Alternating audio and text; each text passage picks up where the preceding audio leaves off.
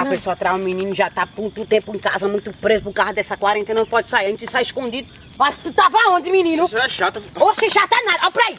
Pega a garrafa, mano. Pega a garrafa. Você vai pegar a garrafa. Pega a garrafa. Isso, senhora. Pega a garrafa. Senta agora. Chata demais. Oxe, a pessoa, tu tá dentro de casa o tempo todo. Senhora, muito estressada. Amanhã não pode sair de casa. Quer sair de casa por causa da quarentena. A pessoa sai do mato porque aqui não tem coronavírus. Aí tu também, tu some da minha vista.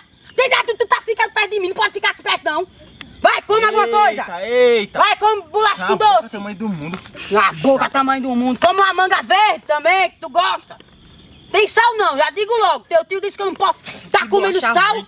Não gosto de bolacha, não. Essa bolacha é daquela menina que quebra no meio, ó. Tu não disse que gosta dela, por isso que eu comprei dela. Ó, ela quebra no meio. Tu é muito chato, viu, menino? Come esse biscoito, Eu não gosto, não. Eu gosto de balduco. Balduco. Eu não gosto disso aqui. Tu não gosta, tu não pedisse pra comer desse.